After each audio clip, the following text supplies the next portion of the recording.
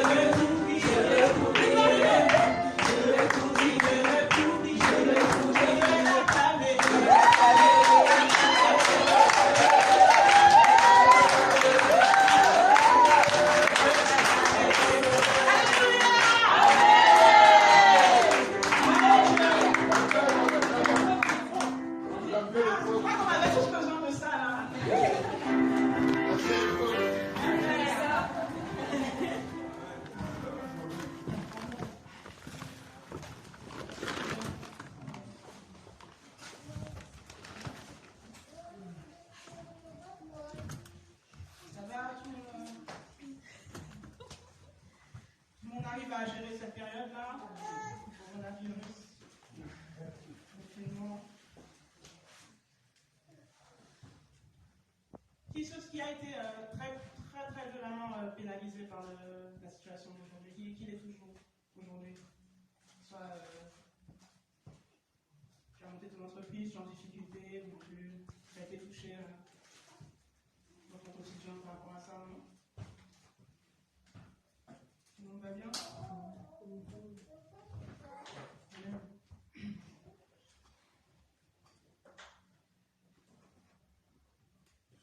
Christian m'a montré tout à l'heure une vision. En fait, il m'a clairement montré le thème d'aujourd'hui. On va se laisser guider.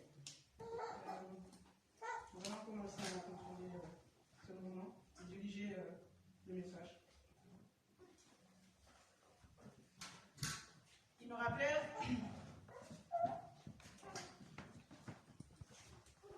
la façon dont il a façonné la tête humaine.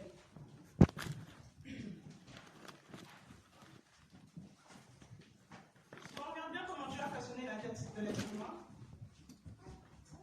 vous remarquerez qu'il a créé la majorité des orifices qui constituent le visage en double partie. Les narines, il y en a 2. Les oreilles, il y en a 2. Des yeux, il y en a 2.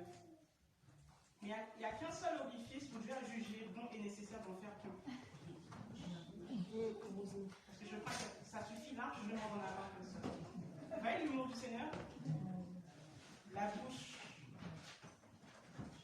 Dieu va nous parler de notre bouche. De la bouche. La sagesse de Dieu a voulu que. Il a tout fait en double, le visage. Hein? Mais il a laissé une seule bouche. Si je demande à quelqu'un dans la pièce, est-ce que tu aimerais, si tu avais la possibilité, de demander à Dieu de t'en créer une deuxième? Est-ce que tu aurais voulu avoir une deuxième bouche? Est-ce que tu n'en as pas déjà beaucoup à gérer avec la première? Amen. Voilà le message que le Seigneur veut qu'on parle aujourd'hui. C'est pour ça que j'ai posé la question. Ça, je l'ai clarifié déjà. Je ne sais rien de ce qui se passe dans cette assemblée. Mais aujourd'hui, ce n'est pas vraiment ce qui se passe dans l'assemblée que Dieu vise, c'est chacun d'entre nous dans cette pièce. C'est vraiment personnel. C'est vraiment un message qui est propre à chacun d'entre nous. Tu ne serais pas dans une assemblée si le message aurait été le même. Et souvent dans mes messages, je dis tu. Je m'adresse à la personne, mais je suis dedans. Donc ne pensez pas que je suis meilleur. Le message aussi me concerne. Amen. Donc déjà, la conception de la tête humaine avec une seule bouche. Je pense qu'on va beaucoup parcourir la Bible, parce que quand les messages tombent comme ça, je m'appuie sur la parole pour être guidé. Amen. On va prendre le psaume 34, verset 12. J'aurais besoin d'avoir une personne avec moi qui puisse lire les versets, ça va nous aider. Pendant que quelqu'un qui a une voix qui porte, en même temps que je donne les passages, qui cherche rapidement, de préférence quelqu'un qui suit son portable, ce sera plus facile.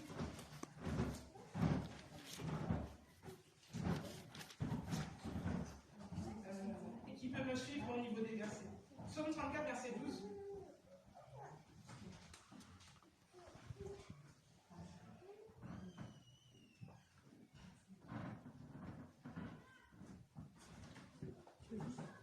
Quelqu'un a trouvé là? Qui se désigne pour faire la lecture? C'est toi? Vas-y. Donc, tu me suis, on est ensemble, on fait le message ensemble. Psaume 34, verset 12. Venez mes fils, écoutez-moi, je vous enseignerai la crainte de Yahweh. Continue. Qui est l'homme qui prend plaisir à la vie, qui aime la prolonger pour jouir du bonheur? Garde ta langue du mal et tes lèvres des paroles trompeuses. Détourne-toi du mal et fais le bien. Cherche la paix et poursuis-la. Les yeux de Yahweh. C'est bon. D'accord. Donc, venez mes fils, écoutez-moi. Donc ça, c'est une invitation à l'enseignement. Je vous enseignerai la crainte de Yahweh. Donc on parle ici d'un appel à l'enseignement sur la crainte. D'accord?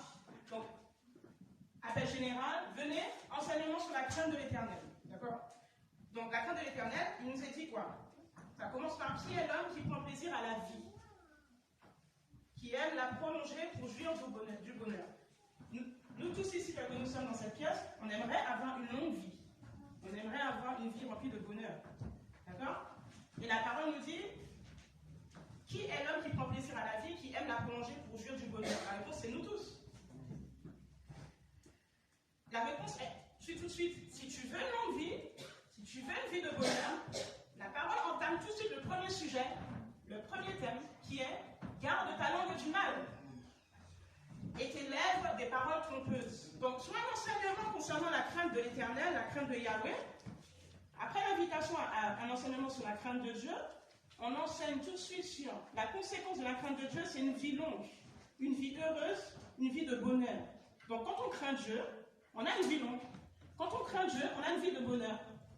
Et le premier principe qui est déposé ici dans la parole de Dieu, dans l'enseignement concernant la crainte qui te permet d'être heureux, le premier principe, ici ce message s'adresse aux gens convertis, bien sûr, hein? D'accord? On parle du peuple de Dieu. C'est le peuple de Dieu qui a uniquement la grâce de bénéficier des enseignements de Yahweh. Enseignez-leur tout ce que je vous ai prescrit, donc c'est des disciples, des gens convertis. Donc ici, on parle principalement de l'Église. Hein? Donc ce message est principalement adressé aux chrétiens, aux enfants de Dieu, aux disciples de Jésus-Christ. La crainte de l'Éternel doit avoir une vie longue et une vie heureuse sur la terre. Le premier principe de base d'un enfant de Dieu converti consiste d'abord à garder sa langue du mal. Donc, le premier organe que Dieu regarde chez toi, qui est en rapport avec la crainte de Dieu, c'est ta langue. te dire chrétien, enfant de Dieu converti, mais c'est en fonction de l'état de ta langue qu'on saura si tu crains réellement Dieu. Garde ta langue du mal. Donc ta langue, il faut la garder. Donc, il y a déjà une activité qu'on doit faire nous tous. Voilà une responsabilité vis-à-vis de notre langue que Dieu nous a donnée, c'est de la garder. On verra plus tard ce que ça veut dire garder. Et tes lèvres des paroles trompeuses. Paroles trompeuses veut dire des mensonges. D'accord? Des paroles qui trompent. Des paroles de ruse. Garde ta langue de ça. Garde ta bouche. Donc, on parle d'abord de la langue et des lèvres. Donc, la langue et la bouche, donc l'organe. Donc, c'est vraiment ce que le message que le Seigneur veut nous donner ce matin, enfin ce soir. C'est déjà pour avoir une longue vie, pour être une personne qui craint Dieu. Le lien entre la vie et de longs jours heureux et la crainte de Dieu commence d'abord par la langue et les lèvres. Si nous ne contrôlons pas notre langue, par contre, nous n'avons pas de vie heureuse. Si nous ne savons pas contrôler notre bouche, nous n'avons pas une longue vie. Combien de personnes ont fait des crises cardiaques à cause des histoires, à cause des problèmes de quelqu'un qui a dit que j'ai dit quelque chose, etc. La colère monte, et puis ça ralentit ta durée de vie sur la terre. Être tout le temps énervé, être tout le temps fatigué de ce qu'un tel a dit que j'ai dit, l'anxiété que ça génère. À chaque fois que tu es anxieux, que tu es stressé, tu sais que ta durée de vie ralentit. Parce que ton corps reçoit ce stress. Vous savez? Oui. Comment? Non, je dis que je viens d'apprendre ça. Tu viens d'apprendre ça? D'accord. En tout cas, c'est pour ça que c'est important d'avoir une vie paisible, d'essayer d'avoir du repos, et surtout de dormir, toutes ces choses-là physiologiques. C'est parce que ton corps, c'est une machine. Et tu es un être humain émotionnel qui reçoit des émotions aussi. D'accord? Donc, nous, en tant que chrétiens déjà, ne pas être une pierre d'achoppement vis-à-vis d'autrui, nous avons chacun la responsabilité de garder notre bouche et de garder nos lèvres. Alors, garder notre bouche du mal et garder nos lèvres des paroles trompeuses. Donc, déjà, notre bouche est capable de dire du mal, de faire du mal, et nos lèvres sont capables de dire des choses qui ne sont pas exactes, c'est-à-dire mentir, c'est-à-dire qui ne sont pas réellement proches de la réalité. La crainte de Dieu commence par ça, puisque une personne qui s'est convertie, on est d'accord qu'elle a fait le choix de se détourner du monde, de dire non au péché. On est d'accord. Donc ça, cette personne-là a déjà entamé une vie de sanctification. C'est-à-dire qu'elle a déjà nettoyé sa vie, elle a déjà mis de côté toutes les œuvres qui ne sont pas pures, et elle entame une marche de sanctification. On est d'accord. Mais quelqu'un parlait tout à l'heure de l'identité. En tant qu'enfant de Dieu, ça, ce sont les principes de base. C'est pour ça qu'aujourd'hui, je pense que le Seigneur ne voulait pas qu'on entre dans l'eschatologie, dans des choses compliquées, parce que c'est vraiment la base. Ça fait partie de notre identité. On doit être au courant, nous devons tous être au courant, que nous pouvons amener pas mal de ralentissements dans notre vie, ne serait-ce qu'à cause du fait qu'on ne saurait pas que notre bouche et nos lèvres peuvent nous séparer du Seigneur à cause du manque de crainte. On peut avoir beaucoup de problèmes à cause de ça, avec Dieu d'abord et avec les autres, avec les hommes. Proverbe 13, verset 3. Proverbe 13, verset 3. Oui. Celui qui veille sur sa bouche garde son âme, mais celui qui ouvre grand ses lèvres se ruine. L'âme du paresseux a des désirs qu'il ne peut satisfaire, mais l'âme des diligents sera engraissée. Reprends 13, 3, s'il te plaît, juste le 3. Celui qui veille sur sa bouche garde son âme, mais celui qui ouvre grand ses lèvres se ruine. D'accord.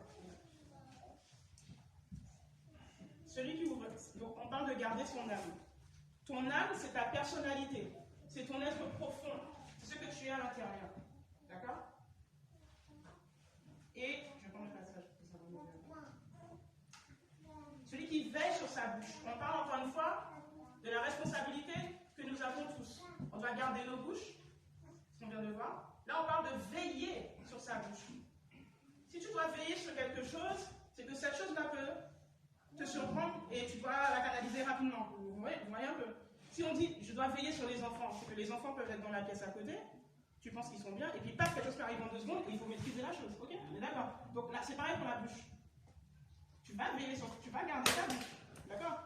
Je garde ma bouche. Mais il faut veiller sur ta bouche. Parce qu'on verra plus tard que la bouche, c'est un élément qui n'est pas si facile à alimenter. Donc, mais la responsabilité de veiller sur la bouche, c'est pas Dieu. la responsabilité de garder sa bouche, ce n'est pas Dieu. Ce n'est pas Yehoshua. Ce n'est pas elle. Excusez-moi ça. Vous allez voir que des fois,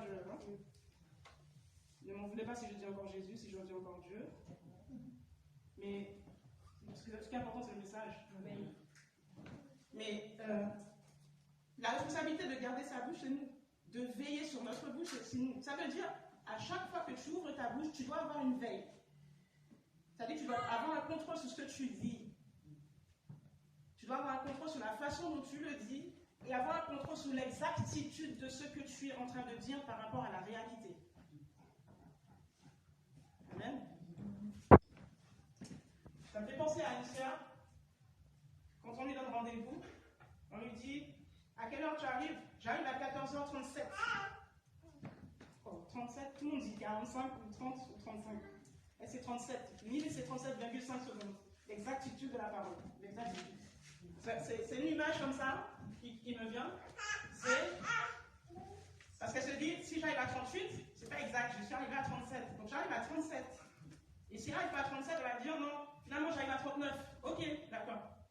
Donc c'est un peu cette image-là que je veux donner. C'est veiller sur l'exactitude des paroles que l'on dit. Parce que sur certaines choses très graves, sur un petit détail, comme dit le monde, le diable se cache dans les détails de ce qu'on peut dire. Alléluia. D'accord. Et le passage nous dit, toujours Proverbe 13, verset 3, celui qui veille sur sa bouche garde son âme. Et j'ai dit que son âme, c'est ton moi profond. C'est toi à l'intérieur. Là, aujourd'hui, vous êtes dans la salle, je vois des corps humains assis sur des chaises. Mais ce sont des corps humains qui sont une enveloppe pour une âme et un esprit. Donc, si Dieu m'ouvre les yeux, et si le Seigneur me permet de voir votre état d'âme, je vois comment vous êtes à l'intérieur. Ne vous inquiétez pas, ce n'est pas le cas. En tout cas, Dieu lui vous voit comme ça, en permanence. Et c'est la Bible dit quoi? Le fait de veiller sur la bouche, ça permet de garder ton âme, pas ton corps, ton âme. Et c'est la chose la plus importante que tu as, sur laquelle tu dois veiller. Parce que lorsqu'on va quitter cette terre, ton corps sera poussière, va être enterré. C'est ton âme qui te sera redemandée. C'est par rapport à ton âme que ta destinée spirituelle sera choisie. L'éternité avec le Seigneur, ou malheureusement, le lac de feu. Donc c'est par rapport à ton âme. Le fait de veiller sur ta bouche permet de garder ton âme. Et le passage dit, mais celui qui ouvre grand ses lèvres se ruine. Celui qui ouvre grand, vas-y, ouvre grand. Donc il y a des gens, on a deux catégories de personnes. On a des personnes qui gardent leur bouche. Et en faisant ça, elles gardent leur âme en même temps. D'accord? Elles veillent sur leur bouche, en même temps elles gardent leur âme. Ça c'est la première catégorie de personnes. Deuxième catégorie de personnes, on a des gens qui ouvrent grand leurs lèvres. Et ces gens-là, c'est la ruine qui les attend, c'est la mort qui les attend, ce sont des problèmes qui les attendent, ce sont des tourments qui les attendent. Donc vous voyez qu'il y a deux catégories de personnes. C'est soit c'est blanc, soit c'est gris, soit c'est blanc, soit c'est noir. Il n'y a pas d'intermédiaire. Donc soit tu es une personne qui veille sur sa bouche, et qui garde ton âme, tu te préserves pour le Seigneur, tu te préserves pour ton salut. Tu n'es pas une pierre d'achoppement pour les autres aussi. Ou sinon, tu es aussi l'autre catégorie. Et je pense que dans les assemblées, ce passage est valable pour tout être humain chrétien, qui se disent chrétiens. Donc, s'il n'y a que deux catégories de personnes, ceux qui ouvrent leurs lèvres et ceux qui gardent leurs lèvres, qui veillent sur leurs lèvres, dans l'assemblée, il y en a plein. Dans les assemblées, on a des personnes qui ouvrent grand leurs lèvres, ça crée beaucoup de dégâts. Et on a des personnes qui savent, qui ont cette sagesse-là, qui sont enseignées par rapport au fait que le fait de veiller à ce que tu dis, le fait de veiller à ce que tu fais avec ta bouche, ça va t'amener au ciel ou ça va t'amener dans la ruine. Et nous devons absolument le savoir. Et j'ai été étonnée que ce soit ce passage, ce sujet-là qui revienne. Et je pense que c'est un des sujets qui est un peu mis de côté. C'est important de revenir dessus. C'est très important parce que c'est le sujet de base. On doit tout savoir. Et c'est peut-être un rappel même que Dieu nous ramène. D'accord? Donc il y a deux catégories de personnes, celles qui veillent et celles qui ne veillent pas. Et celles pour lesquelles c'est la ruine qui nous attend. On a aussi Proverbe 21, verset 23. Si tu peux le lire rapidement. Proverbe 21, verset 23. Celui qui garde sa bouche et sa langue garde son âme de la détresse. encore. Reprends encore. Celui qui garde sa bouche et sa langue garde son âme de la détresse. Son âme de la détresse. Alors de quelle détresse on parle? On va parler de la détresse terrestre dans un premier temps. Garde son âme de la détresse. À force de mal utiliser sa bouche, il y a des personnes qui sont aujourd'hui dans les assemblées qui ont beaucoup de problèmes. Et quand on creuse, quand on regarde les problèmes que les gens ont, on se rend compte que souvent c'est parce qu'ils ont dit une phrase qui a fait partir un dossier. Ils ont dit une parole qui n'était pas vraiment exacte, qui a créé des incompréhensions, qui fait que les gens ont réagi par rapport à l'incompréhension et ça a créé plein de problèmes. Et quand on regarde, en fait, on se rend compte que souvent la base même d'un problème, de ces personnes qui sont dans la détresse, c'est parce qu'ils ont trop parlé, ou ils ont mal parlé, ou ce qu'ils ont dit n'était pas exact.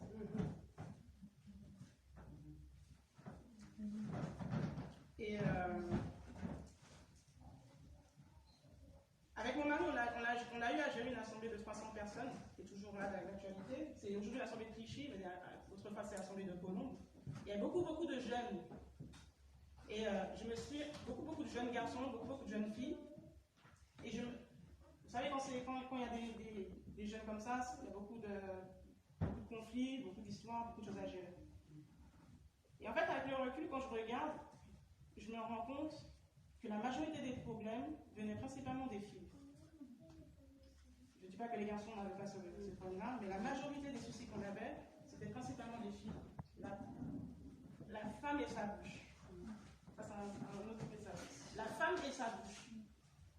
Et souvent, quand je regarde, ça m'arrive souvent de repenser à tous les dossiers chauds bouillants qu'on a dû gérer et tout ça. Et en fait, je me rends compte à chaque fois, c'était toujours. J'ai été voir la sœur, elle m'a dit que la sœur elle avait dit que tu as dit, et elle m'a dit que je lui avais dit, mais quand j'ai été voir, elle m'a dit que non, c'est pas ça qu'elle avait dit que c'est pas ça du tout, et l'autre n'a pas compris ce que je lui avais dit, du coup il a dit que j'avais dit, et en fait tu te rends compte que en fait c'est la bouche.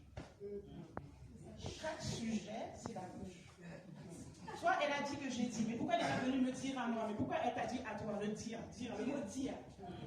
Je suis sûre que parmi nous tous là, on connaît tous une histoire dans laquelle on s'est retrouvés. À cause de dit que tu as dit, que j'ai dit, qu'elle a dit, que machin a dit. Finalement, on se rend compte que personne n'a dit, c'est ça qu'on a dit. Ça, c'est l'arme préférée de l'ennemi pour créer une zizanie. Et dans les familles, et dans les foyers. C'est impressionnant. La bouche, à elle toute seule, juste un organe. Heureusement que Dieu nous a donné deux bouches. C'est incroyable. Donc, dans sa sagesse, j'imagine, des fois, il y a des dessins animés comme ça, je le fais dans ma tête. Dieu conçoit le visage d'Adam. Alors, 2 bouches, 2 narines, 2 oreilles, 2 yeux. Ah non, la bouche là j'aurais vu.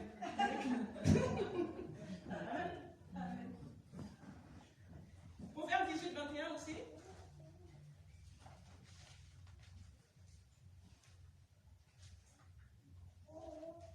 Proverbe 18, 21. Oui. La mort et la vie sont au pouvoir de la langue. Et celui qui l'aime en mangera les fruits. Tout est dit, hein. La langue a un pouvoir. La langue que tu as a un pouvoir. Dans le monde, ok, non. Mais nous, chrétiens, c'est important de le savoir. En fait, c'est pas une fable, on voit bien les fruits. On voit très bien les dégâts que ça peut faire. La mort ou la vie. Ce que tu dis à quelqu'un peut à la fois amener la vie à la personne, la ressusciter, mais à la fois la détruire. Surtout que le pire, contrairement aux gens du monde, contrairement aux personnes qui n'ont pas Jésus-Christ, il y a une chose qu'on ne doit pas oublier, c'est que, on a parlé d'héritage tout à l'heure, c'est que, en tant qu'enfants de Dieu, nous avons le Saint-Esprit en nous, d'accord? Il y a la présence de Dieu sur nous, il y a la présence de Dieu en nous. Le Saint-Esprit est en nous. Et le Saint-Esprit est une puissance. La parole de Dieu en nous est une puissance. D'accord? Lorsque Dieu a créé le ciel et la terre, il a créons, faisons. D'accord? Et les choses sont arrivées. Tu as cette capacité-là, tout comme ton Père, de créer des choses dans l'esprit. La puissance de la proclamation prophétique. La présence de Dieu en toi peut faire que quand tu proclames quelque chose, tu amènes soit la vie, soit la mort. Tu peux amener quelqu'un au suicide avec une seule phrase, une seule parole. Tu peux sortir un jeune de la délinquance juste avec un seul mot. C'est que contrairement aux gens du monde où ils s'autodétruisent entre nous, nous on ne peut pas se permettre de dire ce qu'on veut, ce qu'on a envie de dire à n'importe quel moment, comme on a envie. C'est pas possible. Parce Parce qu'il y a la puissance derrière, la puissance créatrice de Dieu. Combien de passages le montrent? On va le voir tout à l'heure. Psaume 45, versets 1 à 2.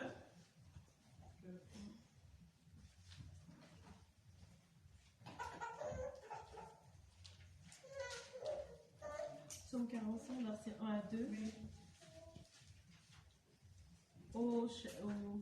Au chef, poésie des fils de Corée, chant du bien-aimé sur les lits.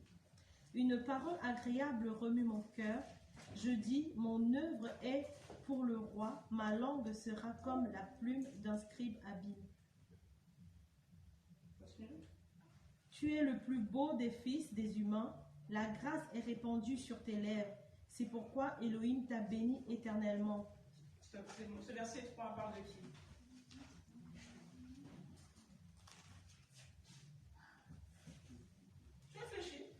Tu es le plus beau des fils des humains, on parle de qui?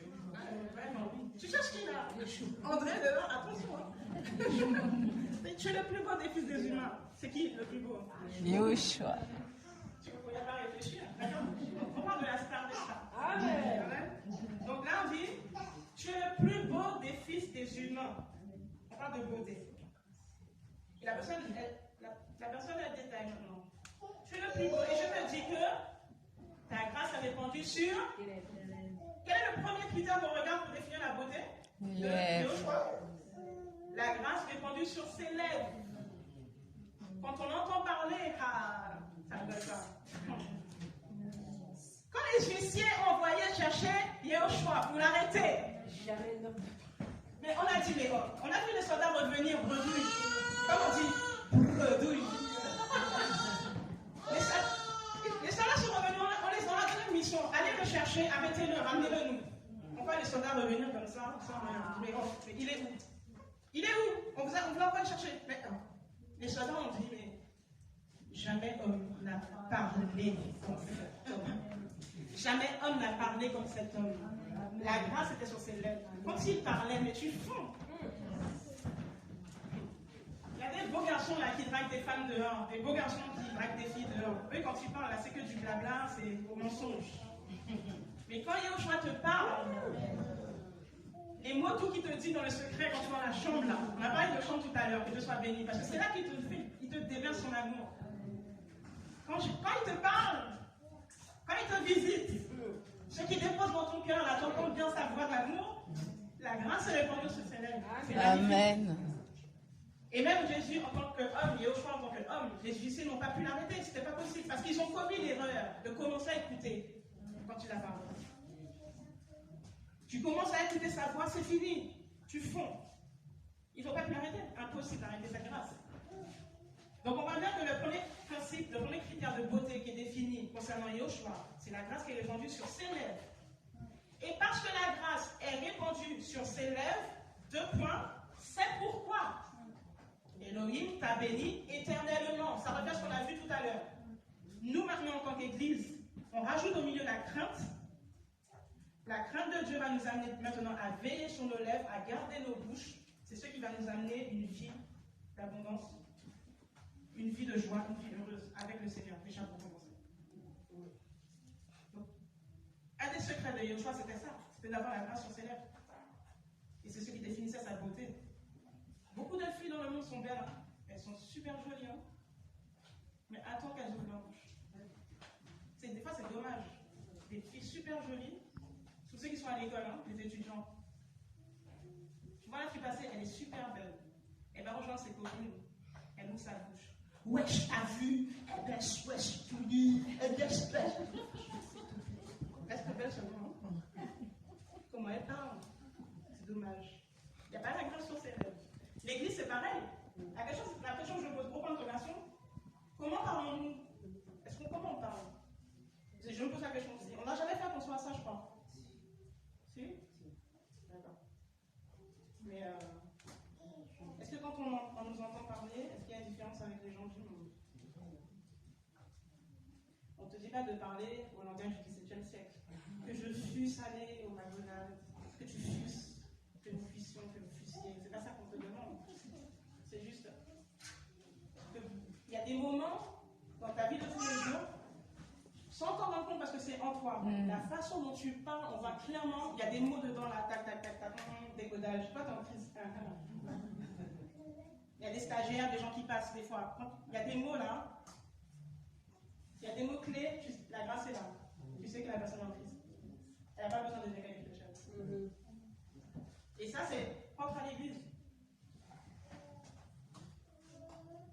On a vu que le critère de beauté du Seigneur, c'était le fait que la grâce était sur sa bouche. Amen. Quand on va, pour les anciens, ça se fait plus trop maintenant, mais moi je me rappelle quand j'étais petite, quand on va chez le médecin vous vous asseyez, il vous dit oui, qu'est-ce qu'il y a vous dites non, ça va, c'est juste qu'en fait j'ai besoin de me reposer ou etc. Vous avez dit que ça va, vous lui avez dit que ça va. Ok. Il va vous dire installez-vous maintenant. Qu'est-ce qu'il va faire? Il va regarder votre langue. Je ne sais pas si vous avez. Ça se fait plus trop, mais il y a des médecins qui regardent la langue. D'accord? Souvent, dans les pays en guerre, dans les pays où il y a des virus, les médecins passent, ils demandent aux gens comment ils vont, comment ils se sentent, etc. Et les gens disent oui, ça va, ça va. Ils disent montrez-moi votre langue. Le médecin n'écoute pas la première réponse de la personne. La personne va dire oui, tout va bien. Ok, montre-moi ta langue. C'est en fonction de l'état de la langue qui va déterminer si ça va ou pas. C'est pareil.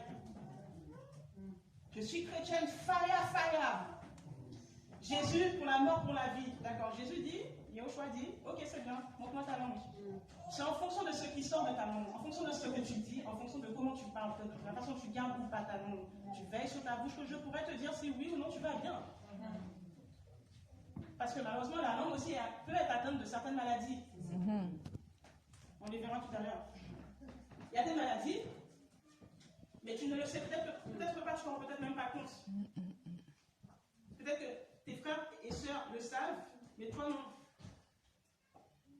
C'est en fonction de l'état de ta langue que Dieu va juger si tu le crains réellement ou pas. Souvent, nous sommes assez orgueilleux de dire je crains Dieu. Mais est-ce que, je ne sais pas si ça vous est déjà arrivé de vous enregistrer quand vous parlez. Qui ne s'est jamais enregistré quand il parle? Qui vraiment? Qui s'est jamais enregistré pour s'amuser ou quelque chose? Tu t'es jamais enregistré? Jamais. Tu n'as jamais entendu ta voix dans un appareil. Quand tu chantes, même quand tu parles. Quelqu'un s'est déjà enregistré et s'est entendu parler? Qui?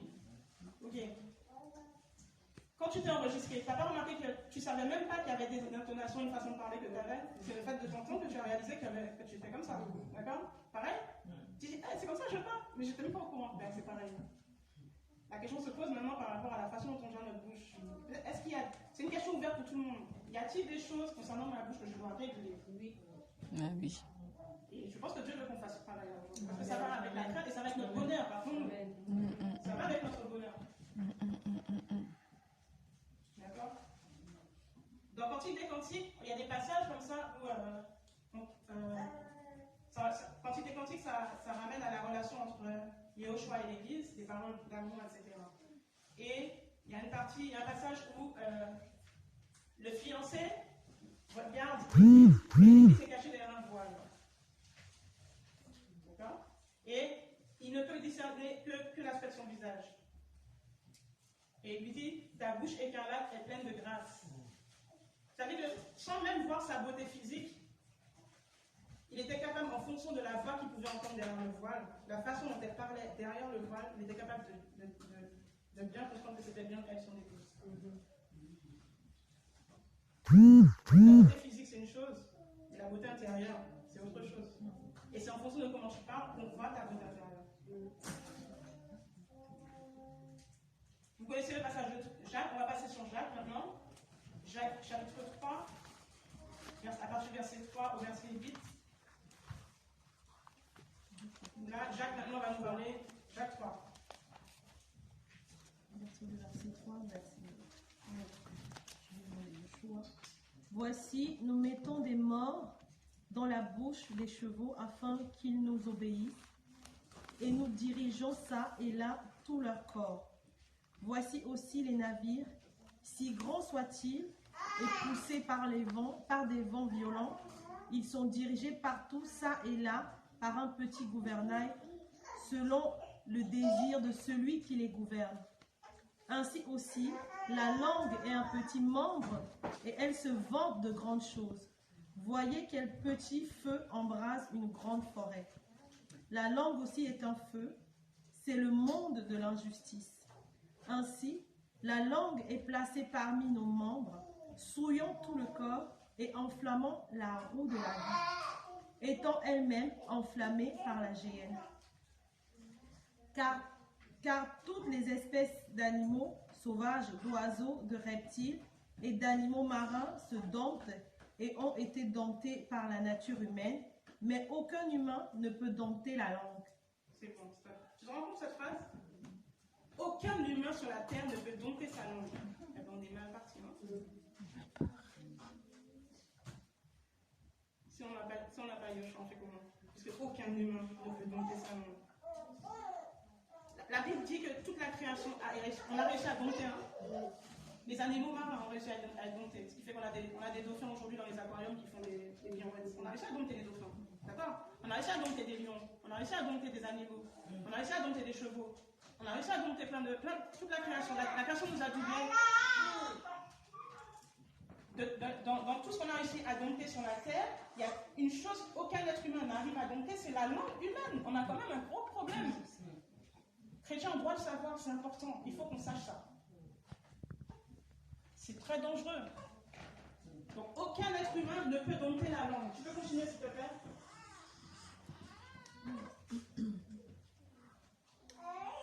C'est un mal qui ne peut être contenu. Elle est pleine de venin mortel. Par elle, nous bénissons l'Élohim et Père, et par elle, nous maudissons les humains faits à la ressemblance d'Élohim. De la même bouche sortent la bénédiction et la malédiction. Il ne faut pas qu'il en soit ainsi, mes frères. Une fontaine fait-elle jaillir par la même ouverture le doux et la mer? Mes frères, un figuier peut-il produire des olives ou une vigne des figues? De même, aucune fontaine ne peut produire de l'eau salée et de l'eau douce. Verset 9 à 12.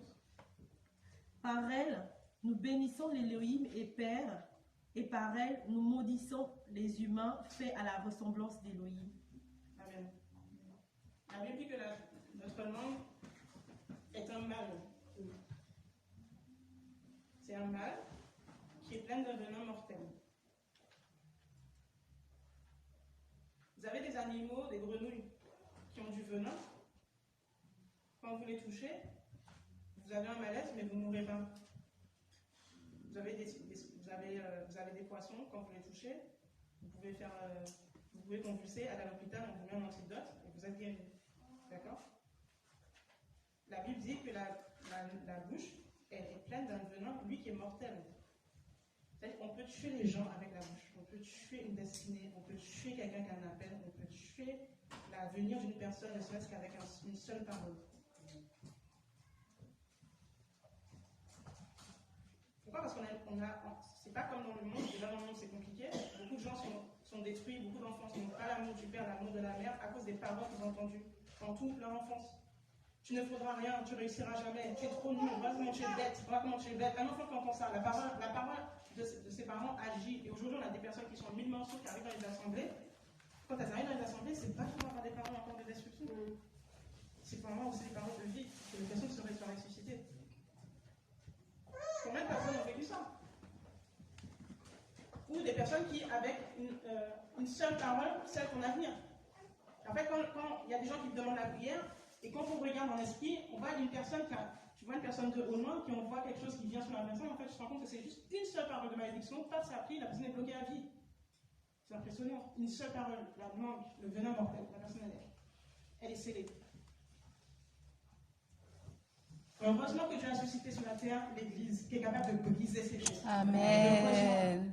Gloire au Seigneur. Parce que ce n'est pas les psychologues, ce n'est pas les psychiatres qui vont arriver à faire ça. Ce n'est pas les médicaments, ce n'est pas les antidépresseurs. C'est la contre-parole vivante de Yoshua à travers nous qui est capable de briser les paroles des gens, de briser les chaînes, de briser les malédictions. Voilà pourquoi Dieu a suscité l'Église sur la terre. Voilà pourquoi nous sommes la lumière du monde. C'est aussi parce que nous avons l'autorité en nous pour pouvoir défaire le travail que l'ennemi a fait. Quelqu'un qui n'a jamais reçu l'amour, quelqu'un qui n'a jamais reçu l'affection. Cette personne-là est capable de la retrouver parmi nous, de la trouver parmi l'Église. Voilà pourquoi nous devons absolument veiller à ce que ce travail de destruction ne puisse pas émerger dans l'Assemblée. Amen. Parce qu'il y a des gens qui viennent chercher une restauration par rapport à toutes les choses qu'on leur a dites. C'est pas pour se retrouver encore des « elle a dit que j'ai dit que tu as dit qu'elle a dit qu'elle a dit que j'ai dit ». Ça lui fait. Et Satan va tout faire pour que ça rentre. Un venin mortel. Combien d'assemblées sont mortes aujourd'hui à cause de ça? Combien d'assemblées sont mortes, ne sont plus là, les gens sont partis, on a fermé boutique, terminé. Il n'y a plus Jésus et Seigneur là-dedans. Parce que des personnes, on a dit qu'on avait deux. Il y a celles qui gardent leurs lèvres et qui préservent leur âme, et il y a celles qui ouvrent grand leurs lèvres et qui amènent la ruine. La ruine dans leur vie, mais la ruine dans la vie des autres. La ruine dans l'assemblée, la ruine partout où ils passent. Vous avez des gens comme ça qui sont mandatés, c'est des ruineurs. Ils ont l'étiquette ruineur. Mission ruinée. Partout où ils passent, j'ai la mission de ruiner. Vous savez, des gens comme ça, tu les regardes, tu dis, t'es sérieux là, quand je dis ça? Il y a des gens, quand vous les écoutez, en fait, vous voyez, c'est toujours négatif. Toujours pour critiquer quelqu'un. Il n'y a que du négatif. Si vous êtes avec une personne qui vous donne que du négatif, qui est dans la critique, fuyez, mais grave. Elle va vous mettre une semence. C'est très très dangereux. Parce qu'elle est déjà ruinée. Parce que si quelqu'un qui est comme ça, c'est qu'elle déjà, elle n'est pas satisfaite de sa propre vie. Et les gens insatisfaits, ils cherchent du bouc émissaire à-dessus la vie des autres.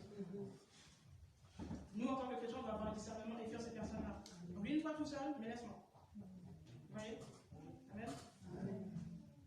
Donc, Jacques parle du cheval. Un gros animal comme ça qui est capable de tirer plusieurs kilos. On arrive à le fait de gérer sa langue, un animal aussi puissant, énorme, aussi impressionnant, arrive à dompter. D'accord? Le gouvernail, un bateau. Imaginez les voiliers là, que vous voyez là, qui font des tours, des régates. C'est des voiliers qui sont soumis à des puissances de vent très, très énormes, très puissants. Juste pour info, le vent, il se mesure en mètres par seconde. C'est comme ça qu'on mesure le vent. En mètres par seconde. Ça veut dire que chaque seconde, il y a plusieurs mètres de vent comme ça qui viennent frapper sur les voiles. Donc imaginez la puissance que ça nécessite pour pousser un bateau. Et d'apparence, le bateau, vous le voyez grand, puissant, énorme. Mais il y a un tout petit outil qui sert à le diriger. Il y a un seul petit outil qui ne se voit pas, qui est sous l'eau, qui est invisible, qui peut déterminer si ce bateau arrivera à destination ou si ce bateau va se cracher. La dernière, on vous voit, on se voit tous, Alléluia, Hosanna et tout. Mais on a tous un membre dans notre vie qui est capable de déterminer si on se crache ou si on va au ciel. Un tout petit gouvernail. Le gouvernail du bateau, vous voyez où c'est? C'est en dessous, c'est tout petit, on ne le voit pas. Il fait quasiment 400 ou 500 fois, il est 400 ou 500 fois plus petit que la taille du bateau, mais c'est lui qui dirige la destinée. Impressionnant. Notre langue, elle est dans le bouche, hein. Elle est là, elle est rangée. On la voit pas. Mais qu'est-ce qu'elle est capable de détruire une vie? Qu'est-ce qu'elle est capable d'apporter la vie? Qu'est-ce qu'elle est capable de changer notre destinée? Qu'est-ce qu'elle est capable de faire des dégâts terribles ou de changer le cours d'une vie, la vie d'une personne? C'est impressionnant. Il parle du gouvernail, il parle du cheval, il parle une étincelle peut faire tout un incendie. Une étincelle, une seule parole, un seul mot que j'aurais mal prononcé, mal dit dans le contexte, ça peut mettre un feu. Un incendie incroyable. Voilà pourquoi, dans les situations compliquées que nous rencontrons dans la vie, surtout quand c'est des confrontations avec des personnes, d'accord? Elle a dit que je dis que tu as dit qu'elle a dit. C'est très important, c'est bête que je vais dire, hein, mais c'est très important, d'apprendre à parler distinctement. Et c'est pour ça que la Bible souvent invite les gens à prendre un ou deux témoins. Parce que si la personne dit « Oui, mais j'étais là, j'étais pas là. » Elle m'a dit qu'elle n'était pas là. Non, je t'ai dit que j'étais là. Non, t'as dit que t'étais pas là. Non, j'ai dit j'étais là. Non, mais t'as pas dit par là, t'as dit là. Non, j'ai dit par là. t'as dit par là, t'as dit là, je sais pas. Parle bien, parle bien. Si tu parles pas bien, prends un ou deux témoins, un conseil. Dans les situations comme ça, n'hésitez pas à faire venir 2-3 personnes pour pouvoir bien dire, elle a dit qu'elle était là. J'étais là et je dis qu'elle était là. Parce que j'ai entendu qu'elle a dit là. Et toi, tu dis qu'elle était pas là, c'est toi qui mens. Vous voyez un peu? C'est important. La lèvre, ça peut, une étincelle, hein, ça peut créer une dizaine. Je vous le dis, je l'ai vécu. Combien de fois j'ai vécu ça? C'est impressionnant, c'est magnifique. Vous pouvez on vous crée des histoires sur une étincelle. Une étincelle, vous avez vu une étincelle, c'est quoi? Une petite étincelle. Imaginez que là, il y a une étincelle, pas toute la vie de la Marie-Lévis prend feu. C'est impressionnant, c'est exactement ça la langue. Là où il n'y a rien, un petit truc comme ça où il n'y a rien, ça peut vous flinguer pendant 3 ou 4 ans de dépression. Pour certains. Moi, je connais des frères et sœurs qui sont pas bien à cause d'histoires d'une étincelle. Une étincelle. Ça a été mal compris, mal interprété, mal diffusé. Téléphone arabe, vous connaissez? On change ta phrase et puis ça prend des proportions énormes alors qu'il n'y a rien. On a parlé de l'étincelle qui peut embraser une forêt et on a dit surtout que notre langue, c'est un poison. Et ça, on doit le savoir. Le Seigneur nous amène à la connaissance de cette réalité-là. Sachez-le, Église, sachons-le, Église. Je vous informe, mes enfants, que la langue que vous avez dans votre bouche est dangereuse.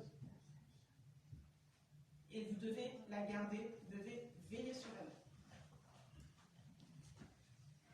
Dans le livre de Nombres, chapitre 13, verset 26, on a un très bel exemple de ce que ça peut donner par rapport à notre destinée maintenant. Nombre 13, verset 26. Et à leur arrivée, ils se rendirent auprès de Moshe et d'Aaron et de toute l'assemblée des enfants d'Israël dans le désert de Padan à Kadesh. Ils leur firent le rapport ainsi qu'à toute l'assemblée et ils leur montrèrent les fruits de la terre. Ils firent donc leur rapport à Moshe et lui dirent: Nous avons été sur la terre où tu nous as envoyés. Effectivement, c'est une terre où coule le lait et le miel, et en voici les fruits. Mais le peuple qui habite cette terre est vraiment puissant. Les villes sont fortifiées, très grandes. Nous y avons vu des enfants d'Anak. Les Amalécites habitent la contrée du Midi, les Essiens, les Yébousiens et les Amoréens habitent la montagne. Les Cananéens habitent le long de la mer et vers le rivage du Yarden. Caleb fit taire le peuple devant Moshe et il dit: Montons, montons et prenons possession de cette terre, car nous serons vainqueurs, nous serons vainqueurs. Mais les hommes qui y étaient montés avec lui dirent: Nous ne pourrons pas monter contre ce peuple-là, car il est plus fort que nous. Et ils firent sortir des diffamations devant les enfants d'Israël contre la terre qu'ils avaient explorée, en disant: La terre où nous sommes passés pour l'explorer est une terre qui dévore ses habitants, et tout le peuple que nous y avons vu est de haute stature. Là nous avons vu les Néphilim, les fils d'Anak, qui sont d'entre les Néphilim, si bien que nous sommes devenus à nos yeux comme des sauterelles, et tels sommes-nous devenus à leurs yeux. Amen. Ok. On connaît cette histoire? Le peuple arrive sur la terre promise. Moïse envoie des éclaireurs, dont Josué et Caleb. Les éclaireurs, ils vont voir. Ils voient qu'il y a des cerises de la taille du poteau, des grappes de raisin de la taille de l'horloge, des fruits magnifiques. Mais par contre, il y a un petit hic. Selon eux, c'est que quand ils regardent loin, ils voient qu'il y a des géants, des gaillards comme ça qui veillent. Ils repartent, ils font le rapport. Ils disent: On a vu la terre promise, elle est bien belle. Ils passent vite fait. Par contre, on laisse tomber en fait. Il y a des géants, on ne va jamais y arriver. Ils sont plus forts que nous, c'est pas la peine. Dieu a dit qu'il nous donnait cette terre. Eux ont décidé que c'était pas la peine. Le mais là. Oui, merci Seigneur pour la bénédiction. Mais attention, le mais. Tu seras traité, ta destinée sera en fonction de la façon dont tu réagis quand Dieu te donne une bénédiction. Dieu te bénit, c'est oui, oui, non, non. Soit c'est non et tu n'es plus avec Dieu, tu fais ta vie, soit c'est oui, oui, amen. Ne pas rajouter de mais qui contredisent ce que Dieu t'a donné. Parce que Dieu les a traités exactement tels qu'ils avaient déclaré. Ils ont dit si on y va, on est comme des sauterelles à leurs yeux, on n'est rien, on va se faire dégommer si on y va. C'est ce qui leur est arrivé. Ça a irrité le cœur de Dieu, ça a irrité Dieu. Et plus loin, quand on regarde plus loin dans le passage, ils ont été traités exactement tels qu'ils avaient dit. Ils ont été décimés. Ils ont traîné 40 ans, le peuple d'Israël a traîné 40 ans dans le désert à cause d'eux. Le Seigneur a fait un jugement sur ce peuple-là. Heureusement qu'il y a eu Josué et Caleb. Heureusement qu'il y a des Josué et des Caleb qui disent Dieu a dit que la nation est à nous, nous sommes capables, nous irons. Qu'il y ait des géants, qu'il y ait des monstres, qu'il y ait des aliens, c'est pour nous, nous sommes capables. Josué et Caleb n'ont pas réfléchi, qu'il y ait des géants ou pas. À partir du moment où Dieu te dit, tu as fait une promesse, tu as montré clairement quelque chose qui concerne ta vie, c'est oui et amen, point. Ne regarde pas aux mais, ne regarde pas aux géants, ne regarde pas aux situations terrestres, parce que sinon tu vas passer à côté de ta bénédiction. Il y aura toujours des obstacles, il y aura toujours des contre-courants. C'est normal, parce que Dieu aiguise ton front au combat. L'Éternel des armées. Tu crois que tu as besoin d'être un guerrier, d'être une guerrière. Amen. Amen. Un guerrier, une guerrière, l'avantage que nous on a, c'est qu'on sait déjà qu'il a gagné le combat. Amen. C'est comme quand tu mets un film, tu connais déjà la fin, Dieu connaît déjà la fin de ta vie. Et je parle prophétiquement maintenant, saisissez. Dieu connaît déjà la fin de ta vie. L'épreuve à laquelle tu passes, Dieu connaît déjà la fin, il sait déjà comment ça va se passer. Maintenant, comprends une chose, c'est que le Dieu avec qui tu marches, c'est un Dieu de victoire. Peu importe le temps que ça va prendre, l'intensité de la souffrance, je te conseille, un conseil gratuit, prends la bénédiction que Dieu t'a donnée, la parole que Dieu t'a donnée, même si tu vois tout le contraire. Dis oui et amen. Ne mets pas de mais. Ne mets surtout pas de mais. Parce qu'en fonction du mais, en fonction de la façon dont tu vas réagir face à la bénédiction du Seigneur, tu es en train de sceller ta destinée. Tu dois collaborer avec la promesse que Dieu t'a donnée. Amen. Ne regarde pas aux montagnes, ne regarde pas aux Goliaths, ne regarde pas aux situations terrestres. La terre est entre les mains du Seigneur. Les circonstances peuvent changer en une seconde, je vous dis, mais vous n'êtes pas capable. C'est magnifique de voir ce que tu es capable de faire dans une circonstance coincée. Une circonstance où tu es ta famille te regarde. Tout le monde regarde, ça fait des années tu es comme ça. Et avec ton Jésus, oui, c'est mon Jésus. Tu sais, mon Jésus, il fait exprès de faire durer. C'est quand ça va éclater, vous allez tous bouger. Vous allez voir que le Dieu que je prie, c'est un Dieu réel. Mais ne mets jamais mais. Ne dis jamais mais. Le mot mais doit sortir de ton vocabulaire. Au niveau de ta bouche, ta voix, quitter ton vocabulaire. Seigneur, tu me donnes la terre de Canaan. Je suis un Josué, je suis un Caleb. Je cherche des Calebettes et des Josuettes. Surtout chez les femmes, parce que moi, je pense que je en ce moment. Les circonstances de la vie, les circonstances du mariage, les circonstances des études, les circonstances de tout. Au bout d'un moment, ça suffit. Ça suffit. Je cherche un peuple de ça suffit. Je me mets dedans. Il y a un peuple qui s'appelle le peuple de ça suffit. Je suis dedans. C'est un peuple, quand il connaît les plans de l'Éternel pour sa vie, il se rappelle, il a une très bonne mémoire. Ce sont des scripts spirituels. Quand Dieu leur donne une promesse, ce n'est pas un peuple qui oublie.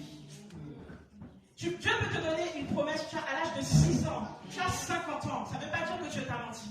Je te rappelle une chose, la notion du temps vis-à-vis par rapport au Seigneur n'a rien à voir avec la notion du temps. Là, il est 18h15, pour Dieu, c'est pas ça. La parole nous dit qu'aux yeux de l'Éternel, un jour est comme 1000 ans est comme un jour. C'est-à-dire la notion du temps que toi tu dis là. Sur ton épreuve qui dure 5 ans, 10 ans, 15 ans, pour Dieu ça dure que 5 minutes. Aie confiance. Dieu n'est pas comme toi, il est largement dessus, mais tu ne peux pas imaginer l'éternité ne suffit pas pour comprendre Dieu. Tu es dans l'épreuve dans laquelle tu es, le feu dans lequel tu es, l'attente dans laquelle tu es, c'est une attente prophétique. Ce n'est pas une attente que tu dois regarder avec des yeux physiques, s'il te plaît. C'est une attente que tu dois regarder avec les yeux de l'esprit. L'épreuve dans laquelle tu es, c'est une épreuve qui dure seulement 5 minutes aux yeux de Dieu, dans son calendrier, dans son agenda. Alors que toi, ça fait 10 ans que tu vis ça, ça fait 15 ans que tu vis ça, ça fait 20 ans que tu vis ça, mais c'est toi que Dieu exerce. Dieu exerce ta foi. Dieu t'amène d'étape à étape. Dieu est en train de briser ton caractère, de briser ce que tu es. Il t'amène dans une dimension de gloire. Parce que plus l'épreuve va durer, plus l'épreuve va être intense, plus les larmes et les souffrances et les attentes et les espérances, plus Puis les soupirs vont être profonds. Quand Dieu va te sortir de là, tu seras tellement brisé, mais tu seras une référence pour ta génération. Voilà ce que Dieu fait. Voilà ce que Dieu travaille en toi. Voilà ce que Dieu cherche à faire avec toi. Même si tu n'as pas vu la fin de ton épreuve, je sais que revenir, tu vas au ciel. Mais tu auras tenu ferme. Parce que dans l'Apocalypse, le Seigneur dit à celui qui vaincra dans le doute, qui vaincra dans l'attente, qui vaincra dans l'impatience, celui qui vaincra. Si Dieu t'a fait une promesse, ne dis jamais mais. Parce que le mais que tu vas prononcer peut changer ta destinée, malheureusement pour toi. Il y a deux catégories de personnes. Il y a des gens qui disent nous sommes capables, il y a des gens qui disent nous sommes incapables. Fais partie, s'il te plaît, des gens qui sont capables. Parce que je te dis, une vérité que Satan t'a menti, mais tu es capable d'attendre. Tu es capable de tenir. Tu es capable de combattre. Tu as la force en toi. Tu as une force surhumaine qui s'appelle la force et la puissance de la prière, la patience, dans l'amour, pour pouvoir tenir ferme dans ce combat.